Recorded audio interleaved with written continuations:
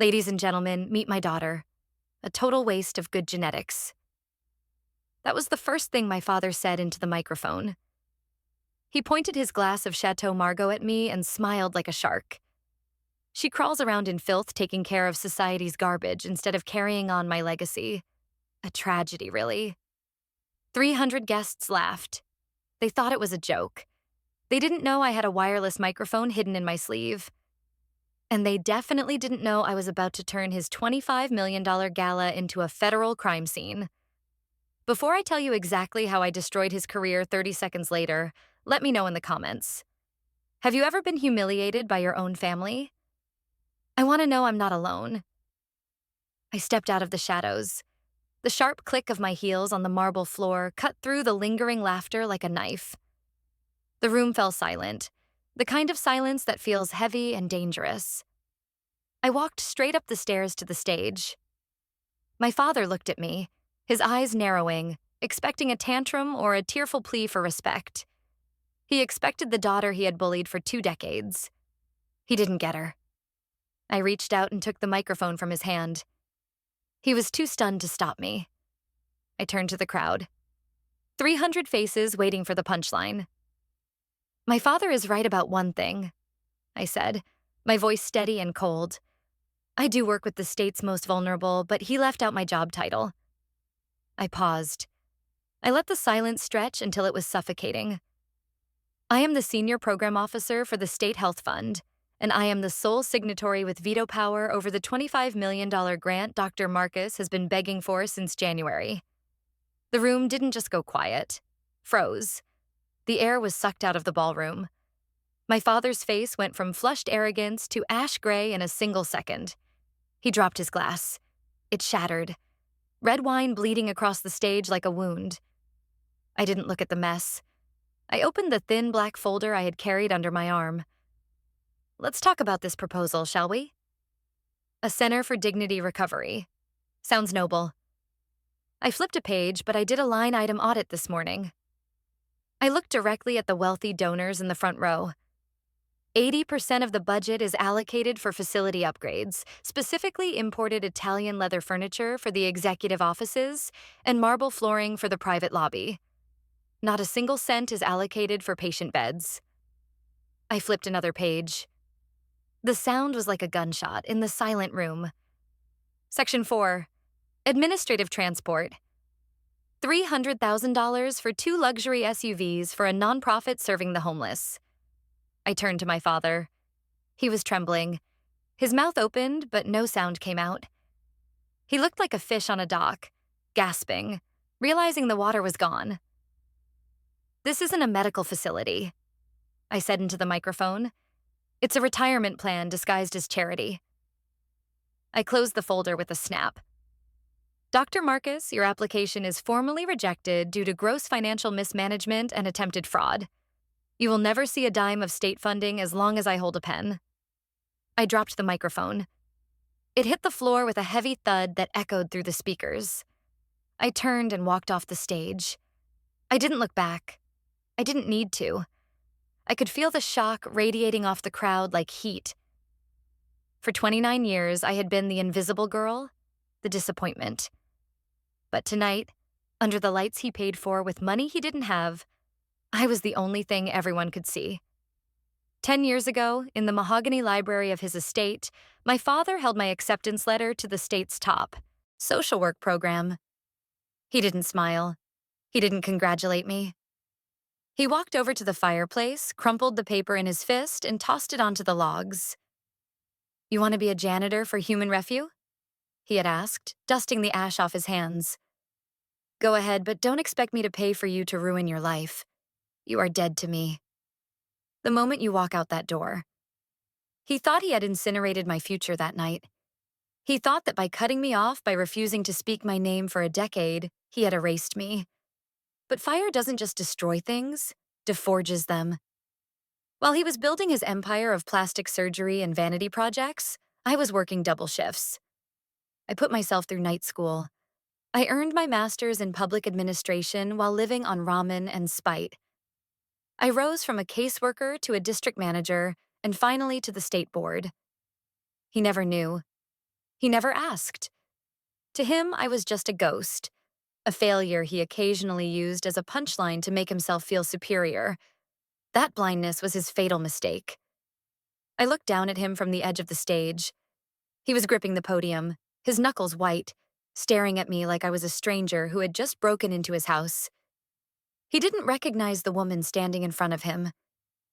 He only saw the girl he had thrown away. The truth is, I saw his grant application land on my digital desk 6 months ago. I saw the inflated numbers. I saw the shell companies listed as contractors. I could have rejected it then. I could have sent a quiet, professional email denying the funds. It would have been efficient. It would have been easy. But it wouldn't have been justice. If I had rejected him quietly, he would have spun a story. He would have blamed bureaucracy or politics or bad luck. He would have found another donor to charm, another way to keep his house of cards standing. I needed to cut the head off the snake. So I waited. I approved the preliminary rounds. I let him believe he had already won. I watched him book the Grand Hotel. I watched him order the lobster and the vintage wine. I waited until he had gathered every important person in the city, every witness he needed to validate his ego. I let him build his own courtroom, hire his own jury, and pay for his own execution. You didn't just build a gala, Dad, I thought, looking into his terrified eyes. You built a trap, and you walked right into it. He thought my silence over the last 6 months was submission. He didn't realize it was the silence of a hunter waiting for the target to get comfortable. He wanted a show. I gave him one. I hoped the lobster was worth it. I whispered just loud enough for him to hear before I turned my back on him. The silence in the room was no longer heavy.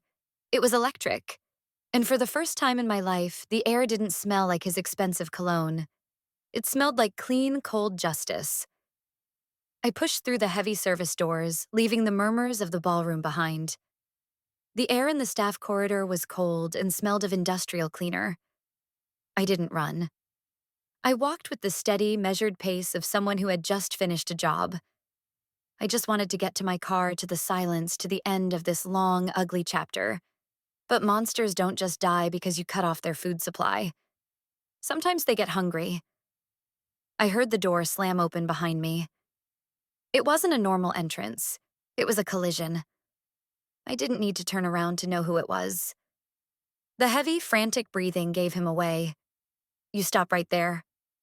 His voice echoed off the concrete walls, stripped of all its public polish. It was raw, ugly, and wet with rage. I stopped. I turned slowly. Dr. Marcus stood 10 feet away. The impeccable tuxedo was rumpled. His face was a mottled map of red fury and sweat.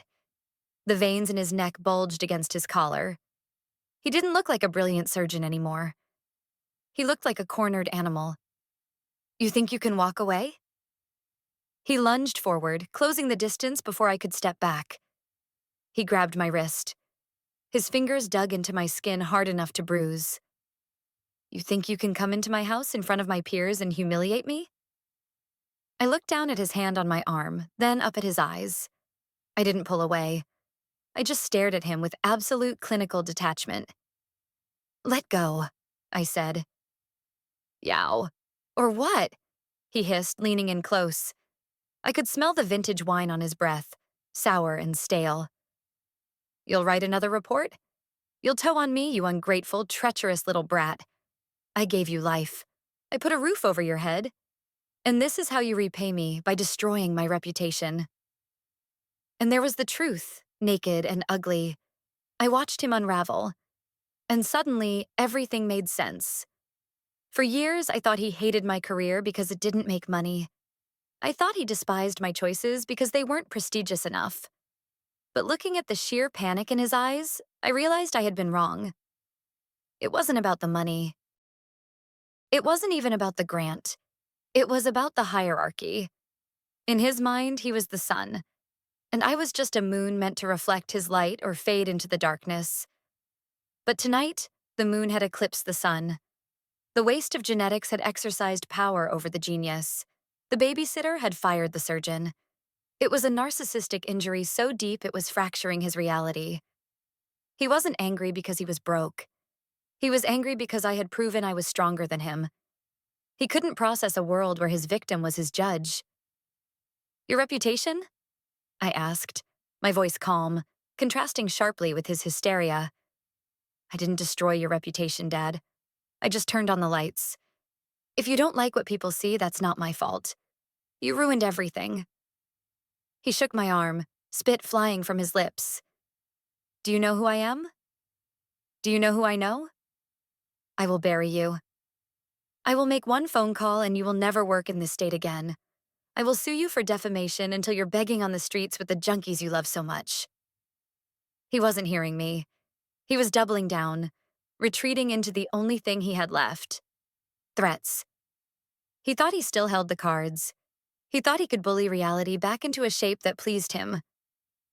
I wrenched my arm free with a sharp jerk. He stumbled back, surprised by the physical resistance. You're not listening, I said, stepping into his space, forcing him back against the wall. You think this is over? You think I just came here to embarrass you? He glared at me, panting eyes darting around the empty hallway. You have no idea what you've done, he snarled. But I have an insurance policy. You think you're smart? You think you can take my money? I still have something you care about.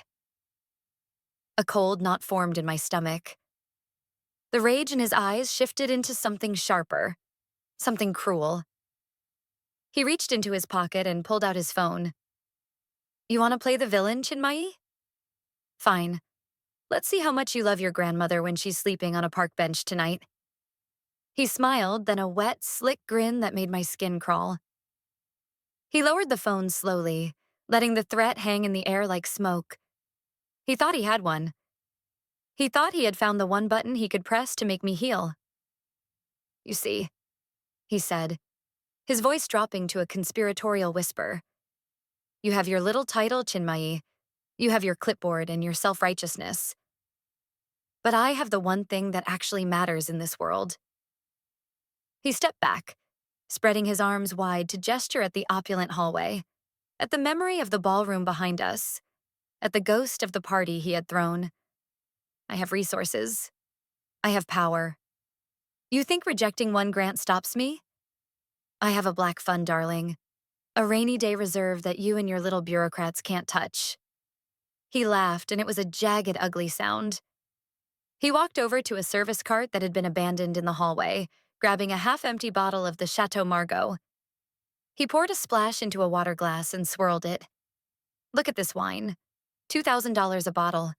Look at the lobster tails on the buffet. Do you know who paid for all of this?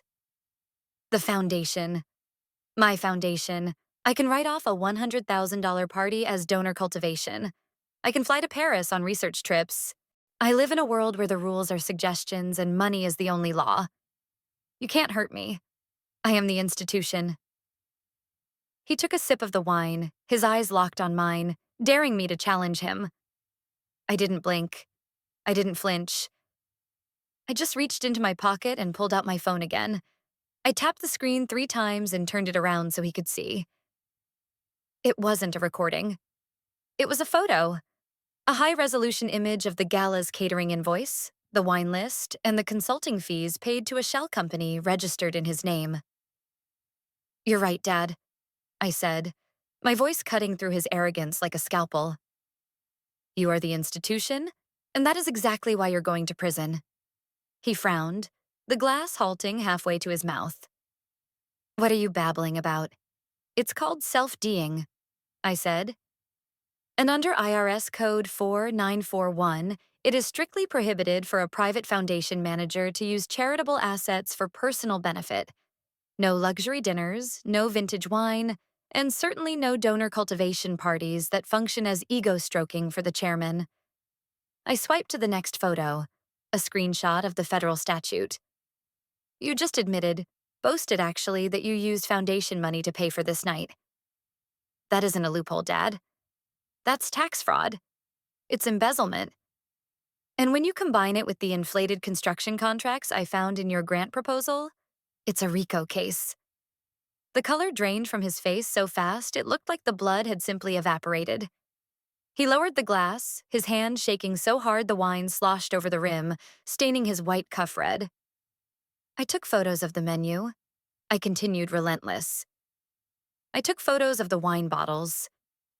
I have the invoices, and 30 seconds ago, while you were bragging about your black fund, I uploaded all of it to a secure server shared with the IRS Criminal Investigation Division. You wouldn't, he stammered. I already did. This isn't a party anymore, Dad. It's a crime scene, and you just gave me the confession. He stared at the phone like it was a weapon. The swagger vanished. The king of surgery was gone. All that remained was a greedy old man, terrified of consequences. You traitor, he whispered. No, you committed the crime. I just turned on the lights. Panic twisted into rage. Instead of surrendering, he grabbed his own phone and hovered over a contact. Doll it the photos, he snarled, or I stop paying for your grandmother's nursing home. Tonight, they'll roll her bed onto the street. He flashed the screen. Shady Pines. I didn't flinch. Call them. I said speakerphone. He dialed. The line was disconnected. She's not there. I told him. I moved her last Tuesday. The Kensington 1 year paid up front. His face collapsed. The story he'd invented about me. Broke, naive, beneath him, disintegrated. You never saw me. I said you were too busy admiring your own reflection. I earned my degrees, managed budgets bigger than your hospital, and saved half my salary for 5 years. You assumed I was weak because I refused to worship you. He slid to the floor. Please, he begged. I have money hidden. I turned the screen to him. It showed an active call. Call in progress. Special Agent Miller Barr's criminal investigation. He's been listening the last 3 minutes, I said. The phone dropped from his hand. The fight was over. I walked out through the service hallway as federal agents closed in. Behind me came shouting, then sirens, then the small, panicked voice of a man who finally understood gravity. Outside, the air smelled like rain. I got into my modest car and dialed my grandmother. It's done, I said. And him, she whispered. He can't hurt us anymore. For the first time in my life, the noise in my head, his voice was gone. Not joy exactly, more like the ache after cutting out a tumor. As I drove away, I didn't look back. People like him think power makes them untouchable. But truth always lands eventually. Someone is treating you like you're invisible. Let them. Ghosts walk through walls. Ghosts see everything. And by the time they notice you, the checkmate is already set. Sometimes being overlooked is your greatest advantage.